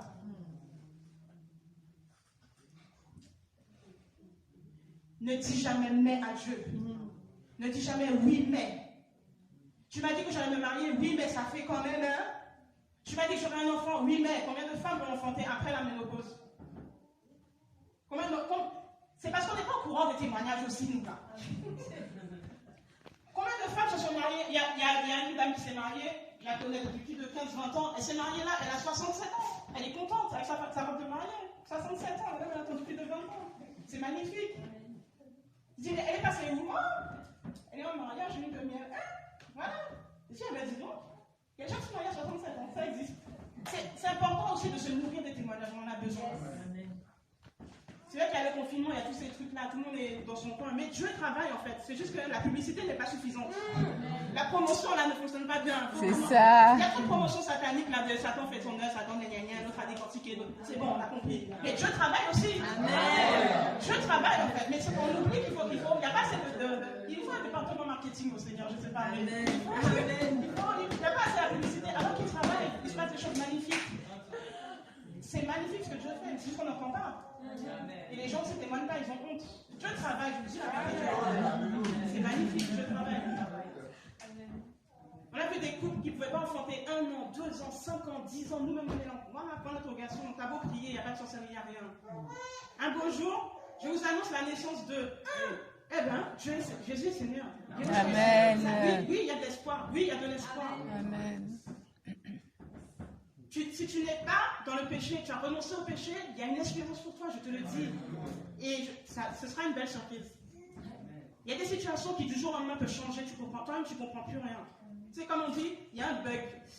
Mais quand Dieu t'exauce, ton cerveau, il y a un blocage. Quand quelqu'un a attendu longtemps une bénédiction, que Dieu agisse, tellement elle est traumatisée d'avoir attendu, d'avoir souffert, tout ça, le jour où, paf, Dieu bénit, t'as un bug dans le cerveau, vous savez ça? Le cerveau, il faut que le cerveau réalise que tout ce que tu as semé dans tes larmes, tes souffrances, c'est bon. Le cerveau ne comprend pas que c'est bon, c'est fini. Il y a un temps de bug comme ça. C'est le bug du « je t'avais dit que j'étais ton Dieu ». Amen. Amen, amen, amen, amen, Le bug spirituel qui amen, amen. Je t'ai dit, est-ce que je t'ai pas dit que j'étais Seigneur? Oui, tu es Seigneur. Je regarde, c'est la réalité, là on est sur la terre maintenant, c'est bon. C'est plus prophétique, c'est réel. Amen. Amen. Quand Dieu te bénit, ne dis jamais mais, s'il vous plaît. Ça, c'est des principes. C'est ce qui s'est passé. C'est ce qui s'est passé dans ce passage. Et heureusement que Caleb et Josué ont refusé de prendre l'attitude négative. C'est déjà arrivé souvent quand on reçoit les gens tu encourages la personne et tout, mais tu vois que la personne, ouais, elle est même fatiguée d'entendre toujours la même phrase. Dieu va faire. Oui, je connais Dieu va faire, la chanson Dieu va faire. Dieu va faire encore. Ouais, youpi, ça fait 15 ans. En fait, le problème, c'est que c'est une attitude négative. Je parle pour moi aussi. Dieu va faire, ok, Ahmed, Dieu va faire. On y va. 15 ans, 20 ans. Il y a des moments où tu seras fatigué, il y a des moments où tu seras découragé. C'est bien. C'est bien d'être découragé.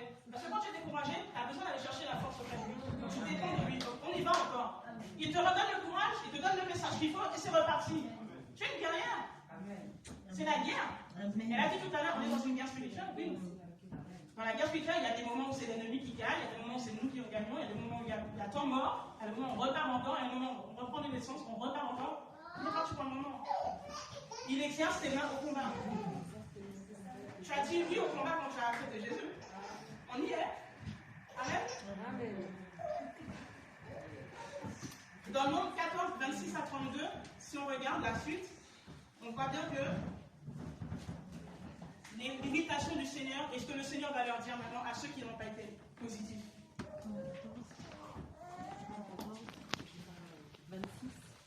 26 à 32, Nombre 14. Amen. Yahweh parla à Moshe et à Aaron en disant: Jusqu'à quand laisserai-je cette méchante assemblée murmurer contre moi? J'ai entendu les murmures des enfants d'Israël qui murmuraient contre moi. Dis-leur donc, je suis vivant, déclaration de Yahweh. Si je ne vous traite comme vous allez parler à mes oreilles, vos cadavres tomberont dans ce désert, et tous ceux d'entre vous qui ont été dénombrés, selon le compte que vous avez fait, depuis l'âge de 20 ans et au-dessus, vous tous qui avez murmuré contre moi, vous n'entrerez pas sur la terre où j'avais juré de vous faire habiter, excepté Caleb, fils de Yéphoné, et Yehoshua, fils de Nun. Amen, c'est bon. Conclusion, il n'y a que les deux qui ont été positifs qui sont rentrés. Tout le monde disqualifié. Oui, Dieu disqualifie. Tu sais ta destinée en fonction de comment tu parles quand Dieu te bénit. Ça, c'est voilà, il faut comprendre. Tous ceux qui ont été négatifs, et vous remarquez qu'il n'y en a qu'un seul qui a fait le rapport en disant c'est pas possible qu'on y aille. Le problème, c'est que les autres aussi ont été du même avis. Tu n'es pas obligé d'être du même avis que ta soeur qui, elle, parle en live. Tu peux rester sur ta position positive. Dieu a dit qu'on va y arriver, on va y arriver. Ah non, moi je laisse tomber. Hein. L'assemblée là, il y a trop d'histoires, salut, enfin. Ok, vas-y. Mais le Seigneur m'a dit comment c'est ici que je dois être. C'est pas parce qu'elle parle et qu'elle. Sinon tu t'auto-disqualifies avec la personne, tu y vises. Et c'est ce qui s'est passé. Il y a eu qu'un seul rapporteur, hein. C'est lui qui a décidé que c'était pas la peine. Mais tout le peuple, et je vous rappelle qu'ils sont des milliers, hein, c'est pas 2 personnes. Hein. Ils ont suivi le même point de vue. Il n'y a que 2 personnes qui ont eu l'audace de dire non, Dieu nous a dit que la terre est pour nous, nous y allons, c'est à nous, on est capable. Il n'y a que ces 2-là qui sont dans le pays. Je sais pas, imaginez 2 secondes, hein. Il y a plusieurs millions de personnes qui doivent. Les États-Unis, c'est vide, il n'y a personne. D'accord? Dieu dit les États-Unis, c'est pour vous. Tout le territoire, tout la Californie, Miami, tout ça. Une foule de plusieurs millions de personnes. La foule, une personne dans la foule dit non, c'est pas possible, c'est pas de Dieu ça, faut pas y aller.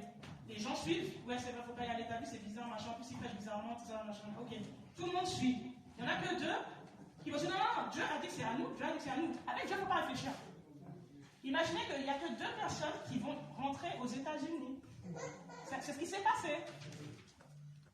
La terre de Canaan, il n'y a que 2 personnes qui sont rentrées dans le pays. Tout le monde disqualifié. Et en plus de ça, ils se sont ruinés, ils sont morts dans le désert. Il n'y en a pas un, toute cette génération a été disqualifiée. C'est valable pour l'Église. C'est l'image de l'Église.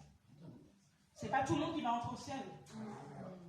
Il y a des personnes qui vont s'auto-disqualifier en faisant Dieu menteur, en fait. Des promesses que Dieu avait faites. Alléluia. Maintenant, je vais accélérer au niveau de la langue. Quels sont les problèmes que l'on rencontre? Il y a des maladies, comme je l'ai dit tout à l'heure, au niveau de la langue. Qu'est-ce que vous voyez à peu près les genres de maladies qu'on a? C'est un organe. On va parler de maladies spirituelles qui sont relatives à la langue. Le mensonge. Tu dis? Le mensonge. Le mensonge? Quelqu'un d'autre? La maladie du mensonge. Langue de parole, c'est le cœur. La langue. Ah, c'est vraiment la langue. Médisance.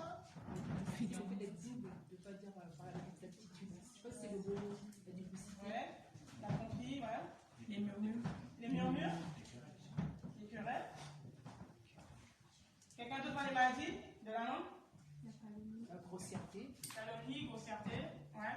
D'accord. L'hypocrisie? D'accord. Ok. Le?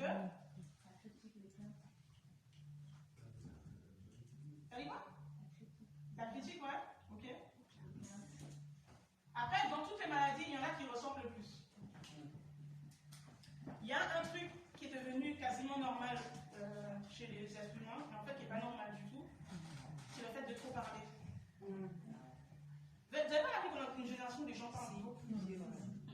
Quand vous allumez la télé, vous avez un journaliste, les émissions de divertissement, là. Le journaliste, il a un débit de parole, ça te... Les propos, ça parle. Il y a des personnes qui ont des propos excessifs. C'est trop parler. Quelqu'un qui parle trop. Qui connaît autour de soi quelqu'un qui parle trop? Moi, j'en connais. Qui en connaît? Quelqu'un qui parle, la personne, elle parle, elle t'étourdit. Qui en connaît? C'est jamais ça. Vous connaissez? On connaît? Ah, c'est comme ça. Moi, je me rends compte que je parle trop. Parle trop dans quel sens? Parce qu'il y a... On parle vraiment toujours de tout ce qui est excessif qui n'est pas dans la norme. Hein. Ce qui n'est pas normal. On parle vraiment de... On devient très vite excessif. Ouais. D'accord. On t'a déjà fait la remarque? Ouais. Pas directement. D'accord. Même si, on parlait, j'ai entendu le médisance tout à l'heure, mais il y a la différence avec la calomnie, parce que il y a la médisance, c'est une vérité qui n'est pas forcément vraie. Alors que la calomnie, c'est un mensonge qui est véhiculé. Et par rapport à ce qu'on peut entendre des gens qui parlent beaucoup, notamment à la télé, ils parlent beaucoup, mais ils ne disent rien. D'ailleurs, quand on voit la qualité des journaux écrits il y a 15-20 ans et aujourd'hui, on a des choses qui sont très vite, des articles qui sont très courts, avec très peu d'informations, et les gens parlent beaucoup pour ne rien dire. Et d'ailleurs, même on change les termes. On va parler de l'avortement. Il y a ceux qui sont en anglais pro-life, ceux qui sont pour la vie, et ceux qui sont pour le choix. C'est-à-dire qu'on transforme ce qui est mauvais en quelque chose d'édulcoré qui passe. C'est plus pour la mort, on est pour le choix. En fait, on est dans une génération où les gens veulent combler le vide par la parole. Et surtout, combler par le fait de ce qui est mal, de transformer en quelque chose de tolérable. Voilà, effacer le péché, le mal. Quelque chose de normal. On va prendre Proverbe 10, verset 19. Ça parle de ça. Proverbe 10, 19.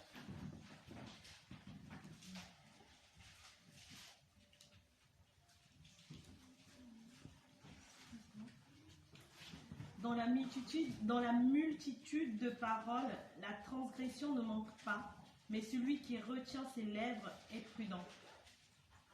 La langue du juste est un argent choisi, mais le cœur des méchants est bien peu de choses. Alors, on revient sur 19. On revient la partie qui parle bien du fait de trop parler. Dans la multitude de paroles, la transgression ne manque pas, mais celui qui retient ses lèvres est prudent. D'accord? Dans la version seconde, c'est celui qui parle beaucoup, Ne manque pas de péché. Et là, on parle de multitude de paroles. Donc, c'est pas que la personne parle d'un seul thème. C'est qu'en fait, en 5 minutes, elle t'a parlé de 10 sujets différents. C'est ça la différence que tu voulais faire. Non, on parle toujours avec cette parole. De fait, les gens qui parlent vraiment trop, mais en 10 minutes, il t'a parlé de 50 sujets en même temps. Tu sens que la personne, elle est agitée. Elle est agitée, il y a un problème de maîtrise de soi. D'accord? Et la Bible dit qu'automatiquement, une personne comme ça, elle ne manquera pas de péché. Parce qu'elle va aller dans l'excès, elle va déformer une situation simple, elle va donner une proportion comme ça. Je prends un exemple. Vous avez sûrement, et ça souvent je le vois, une situation simple. Par exemple, quelqu'un fait un accrochage. Je sais pas, je prends un exemple comme ça. La voiture n'a pas freiné, l'autre lui est rentré dedans, ils se sont rentrés dedans, point. Voilà. Maintenant, propos excessif. Non, je t'ai dit, il est venu. L'autre l'a regardé, mais il n'a pas voulu le voir, hein. Il n'a pas voulu freiner. Je sais qu'il l'a vu, mais en fait, tu vois, et en fait, je pense qu'à mon avis, ils se connaissent. Parce que la façon dont il a regardé là, ils habitent dans le même quartier, en fait, tu vois, et du coup, je sais que l'autre fois, tu vois, tu te rappelles, des gens comme ça, c'est de ça que je parle. Mais agités. En fait, l'histoire est simple, il l'a cogné, point. Non, après, il l'a freiné. Il y a même le butage. Et puis après, tu vois, il a ouvert la porte. Et puis le gars, il s'est levé, et puis il a regardé comme ça. Et puis l'autre, il a fait, calme-toi. Vous voyez un peu? Il n'y a pas des mamans qu'on connaît qui sont comme ça, des femmes comme ça. Moi, j'en connais des femmes comme ça. Avec le butage, avec le mimage, avec tout. Calme-toi. Tu peux juste me dire, ils se sont rentrés dedans. Parce que tous les clics, les claques, qui n'ont pas eu lieu, machin, en fait, tu grossis l'histoire, tu m'envoies plein de paroles, machin, et c'est fatigant. Il y a des gens comme ça toute la journée comme ça. Parce qu'ils s'ennuient, il y a un vide. Il y a des gens qui sont. En fait, c'est l'état intérieur de leur cœur. Ils sont agités. Et c'est là les gens qui sont dans la paix. C'est de ça que je parle quand je parle de complexité. C'est vraiment des personnes, en fait, ils ont un truc à raconter tout le temps, en fait. Et c'est exagéré. C'est jamais réel. C'est comme ça, eux, ils sont comme ça. La situation est comme ça, ils sont là. Ils ont déjà rajouté plein de choses. Plein de guirlandes, plein de décorations. Vous voyez un peu? C'est un peu ça. Des fois, ça peut être aussi parce que c'est des personnes qui ont un esprit de rejet, ils ont besoin d'avoir l'attention sur eux, et en fait, c'est en comblant, en parlant comme ça beaucoup que ça attire l'attention sur eux. Et voilà. Donc la parole dit bien que celui qui a une multitude de paroles ne manque pas de péché. Et c'est sûr que quand on parle trop, c'est sûr et certain qu'on va dire quelque chose de mal, on va partir. Soit sur un mensonge, soit sur une exagération, soit on peut le déraper en fait. Qui c'est qui a choisi là, à part, mais je pense pas que ce soit ça. Moi, après, en esprit. Avant de la discussion, c'est pas avant le complexité. Avant de la discussion. Par rapport justement à la calomnie ou la médisance, par rapport à la vérité de l'évangile, c'est aller jusqu'à dire des choses que les gens vont pas entendre. Oui, tu allais dire quelque chose? En fait, après, du coup, tu as éclairci. Parce que c'est vrai que il y a des situations où on est tellement mal à cause de la situation, et oui, et on va en fait compte l'être emporté et trop parler. Mais c'est vraiment lié à une situation. Et c'est vrai que quand ça perdure, la situation, ça devient un poids. Et on a vraiment l'impression du coup qu'on parle tout le temps beaucoup. Alors que c'est vraiment rattaché à la situation qu'on vit. Et moi, du coup, c'est ce que j'allais dire. Par rapport à une situation que je vis, c'est vrai que je me suis retrouvée à me dire, non, si tu parlais pas autant avant. Et c'est vraiment parce que cette situation-là devient trop lourde. Mais après, là, tu as bien défini que c'est. Tu parles maladie, la personne est comme ça. Voilà, non, c'est vraiment maladie. On a vraiment des gens comme ça tout le temps qui parlent beaucoup. Il y a même, et c'est, moi, pour connaître des gens comme ça, moi je les fuis. Vous m'avez remarqué, c'est des gens en fait qui sont fuis en permanence. On les fuit en fait, c'est parce qu'ils parlent trop, ils te fatiguent. Donc voilà, c'est comme ça. En fait, c'est une maladie, ils sont même pas bons de faire. On peut quand même demander la prière. Oui, comme c'est une maladie, heureusement qu'elle a quoi. Non, mais même dans les cas que nous on évoque, on peut quand même demander la prière à un moment parce que on veut c'est fatigant en fait. Si tu vis une situation difficile qui te pèse sur le cœur, c'est normal que tu aies besoin d'en parler. La parole nous l'invite à le faire, d'accord? Il n'y a pas de problème pour ça. Mais tu n'es pas au quotidien, donc même, imaginons qu'on enlève ce problème-là, au quotidien tu l'emmènes. Voilà. Là on parle d'une personne où tous les jours elle est comme ça. Il parle beaucoup. Tu lui demandes, ça va, tu vas bien? Tu as envie de fuir tout de suite parce que tu sais qu'elle va te donner ton même heure. Voilà, c'est de ça que je parle. Il y a des gens qui. Ça va, tu vas bien? Oui, ça va bien, c'est fallait. Je voulais te faire ça, parce que sinon on s'en va. Non, on va faire. Quelqu'un voulait dire quelque chose? Non? C'est bon? Ok. Ecclésiaste 5, versets 1 à 2. On va accélérer.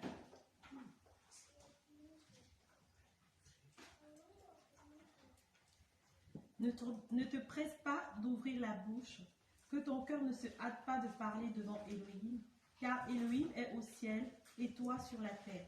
C'est pourquoi use de peu de paroles. Car comme le rêve vient de la multitude des occupations, ainsi la voix des insensés sont sur la multitude des paroles. D'accord, reprends juste le début, la première partie. Ne te presse pas d'ouvrir la bouche. Encore, continue. Que ton cœur ne se hâte pas de parler devant Elohim.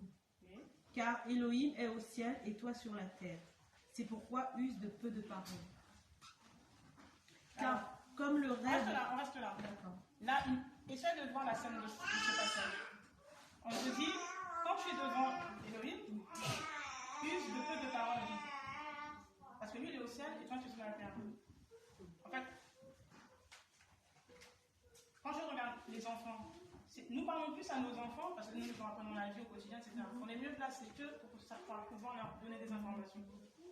Mais par contre, si l'enfant, si c'est inversé, on ne parle pas beaucoup, c'est l'enfant toute la journée qui nous parle. En fait, il y a un souci de l'inversion d'autorité. C'est ce qu'on fait quand on prie. Oui. Ça a l'air, Dieu veut corriger ça. Quand on prie, Seigneur, il y a ça. Seigneur, je t'aime. Seigneur. Ok, salut. À quel moment tu t'es arrêté d'écouter ce qu'il a à te dire? C'est une erreur qu'on fait tous, on ne s'en rend pas compte, je nous corrige sur ça. Voilà, première. En fait, on parle trop devant Dieu. Dieu est un Dieu qui aime le silence. Hein. Elle est un Dieu qui aime le silence. Parce que c'est lui qui a des choses à te dire, plus que toi tu as à lui dire. C'est ça le message. Et c'est pourquoi souvent on n'entend pas la voix du Seigneur. On parle. C'est Seigneur, Seigneur, t'as vu ça? Mais je lui pardonne, Seigneur, je lui pardonne. Seigneur, par contre, tu vois le problème là, il faudrait que tu sois pitié, Seigneur. Tu peux faire quelque chose par rapport à la situation. En fait, tu es dans un excès de parole, Dieu est là, sur son trône, il te regarde. J'attends qu'elle finisse parce que Dieu est patient. Et Dieu est bien élevé. Il est la sagesse suprême, donc il te regarde, il attend que tu finisses. Parce que la politesse dit que quand quelqu'un parle, on ne parle pas en même temps. Il attend. Mais comme le poulet cuit dans le four, comme le téléphone là-bas a sonné, parce que Satan s'amuse à te faire sortir de ton truc, parce qu'il ne veut surtout pas que tu entendes la réponse. Quand le Seigneur maintenant veut communiquer quelque chose, des fois même il y a même des moments où l'onction vient, tu es là, hein, l'onction vient, il veut te donner, c'est déjà parti. Bon, le poulet, et les enfants veulent pas manger. Non. On est face à un de tellement, je vous assure, de tellement de fois que Dieu vient nous visiter, parce qu'en fait on a oublié ce principe. Et je vous assure que si on arrive à revenir sur ça, ça va changer notre vie. Je me rappelle au début de ma vie chrétienne, souvent quand je prie, quand je rentre dans la présence du Seigneur, je voulais m'en aller, attends, je sais que quelqu'un me maintenait à attendre. Et puis, au moment où je dis, bon, Seigneur, ça fait quand même 7 heures, il faut que j'aille dormir. En fait, la seconde de plus, pas fonction tombe, magnifique. Et j'ai dit, oh, heureusement que je suis restée. Parce que pendant que vous priez, vous savez que l'heure tourne, vous savez qu'on travaille demain, vous n'avez pas que vos pensées partent. Mais c'est ça. Il ne faut pas que je prie trop longtemps, sinon je vais être trop fatiguée. Ouais, c'est ça. Mais en fait, le problème, c'est. Et tu sais qu'il y a un truc qui te retient à rester, mais Amen. c'est soit les préoccupations de la vie, soit c'est l'esprit te dit de rester. C'est vrai ça. Mais comme tu parles trop, l'heure tourne, forcément parce que Dieu attend que tu arrêtes de parler. Amen ou pas? Et après moi c'est ça, il faut qu'on change ça. Et je suis sûre que ça va vraiment nous aider, que Dieu nous aide. Et souvent le Seigneur ne me parle jamais, c'est normal. Tu parles trop. Et tu viens dans sa présence. Donc c'est vraiment ce passage-là. Et il y a aussi une petite parenthèse. Des personnes comme ça qui ne prennent pas le temps dans la présence de Dieu pour recevoir aussi son message, beaucoup d'entre elles sont toujours dans les Dieu m'a dit. Il y a aussi au niveau de la bouche, attention, ça fait partie de la maladie du mensonge. Si tu dis Dieu m'a dit et que Dieu ne t'a pas dit, tu fais l'œuvre du diable. Désolé, je te cache. Parce que Dieu est un Satan, c'est le père du mensonge. Mensonge dit complètement contraire à la réalité.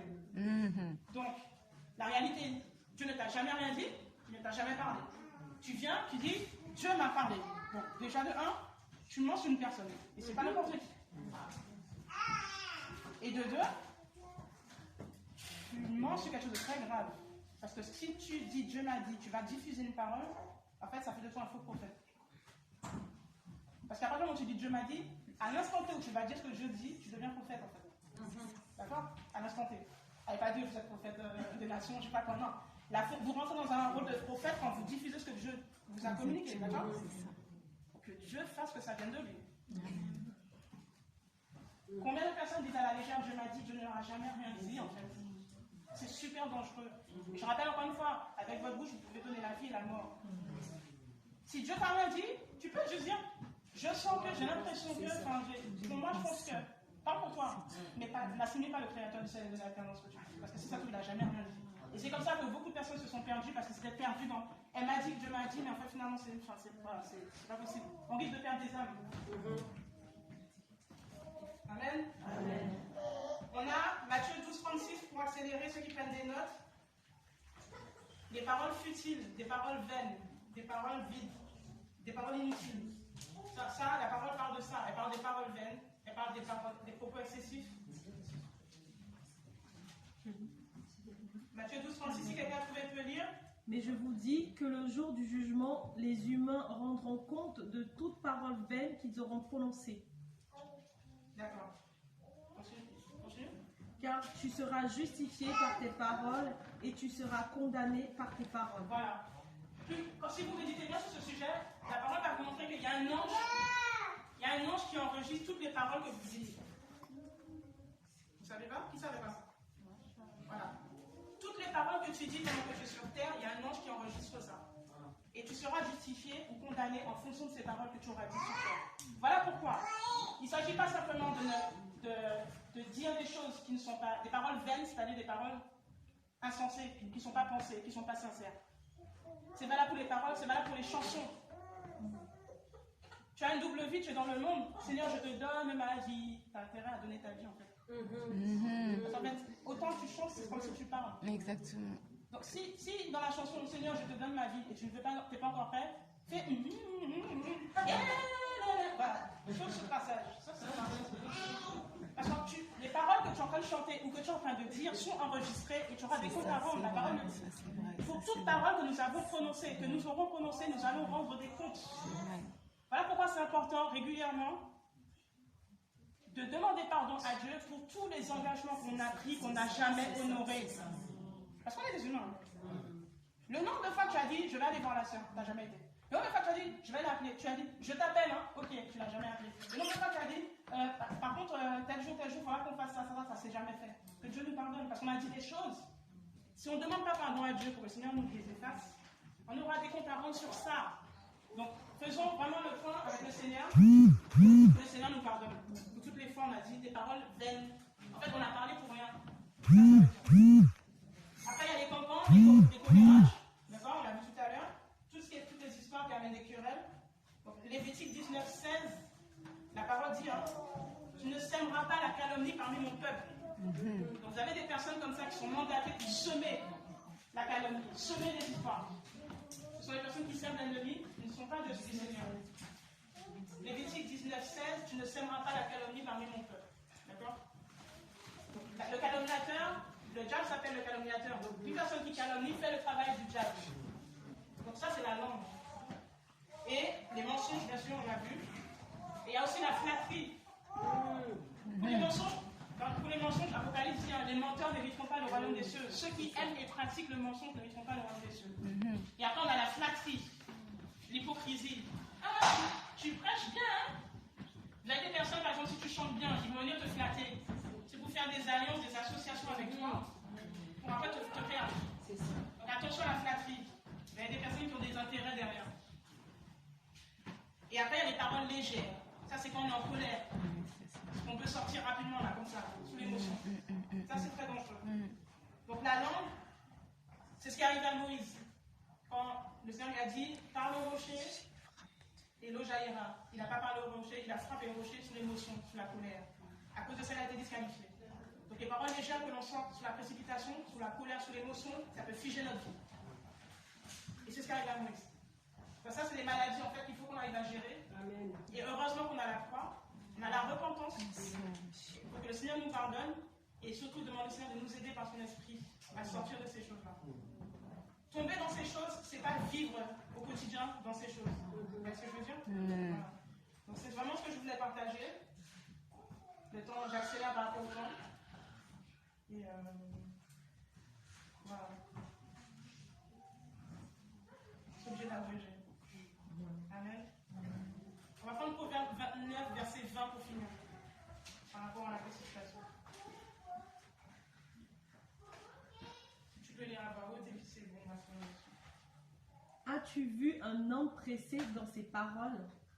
Il y a plus à espérer d'un fou que de lui. Voilà, ça c'est le pouvoir excessif. Seigneur, merci pour ta grâce. Merci pour ce moment. Merci pour ta parole, Père de gloire. Merci pour tout ce que tu nous as montré, enseigné. Je te remercie, Seigneur, parce que c'est ton esprit qui nous aide. Merci pour tout ce que tu nous as appris aujourd'hui. Et aide-nous, Père de gloire, parce qu'on a vraiment besoin de ta lumière. On a besoin de ta parole, on a vraiment besoin de comprendre ce que tu attends de nous. Et c'est comme ça que nous allons avoir des victoires. C'est comme ça que nous allons avancer. C'est comme ça que nous allons pouvoir persévérer, sortir, Seigneur, de l'ignorance. Pardonne-nous, Seigneur, pour tes paroles vaines, les paroles qui n'ont pas abouti. Pardonne-nous, Seigneur, de gloire, pour tout ce que nous avons fait. Pour qu'il n'a pas à nourrir. Toutefois, notre bouche rapprochée, notre langue doit rapprocher. Aide-nous, Père de gloire. Pardonne-nous, Seigneur. Pardonne-moi, Seigneur, le péché, Père, aussi, Père, que le Seigneur, dans ta présence,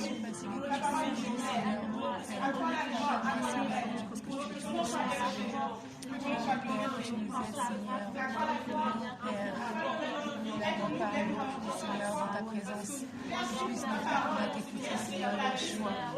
Seigneur, toute cette région des mains où j'ai dit, c'est de toi, Seigneur.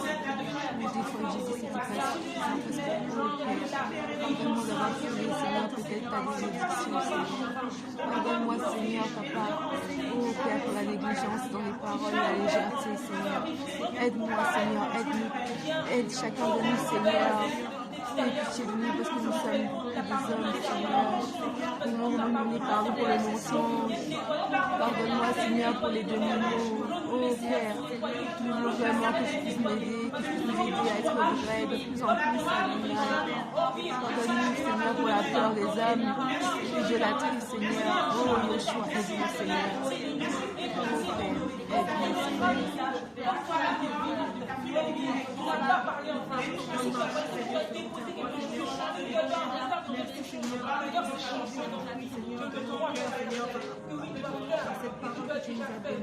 Merci Seigneur parce que nous n'allons pas retourner comme nous sommes venus aujourd'hui. Que ton nom soit glorifié.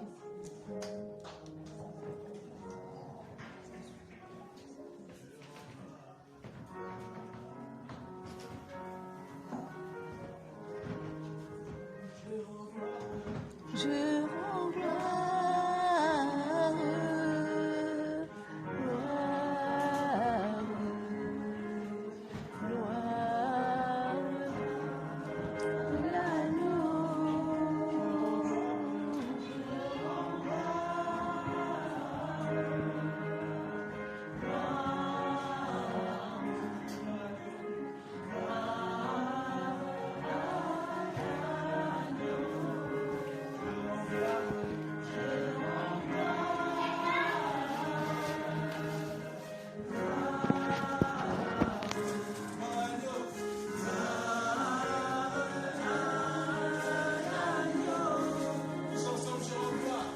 Je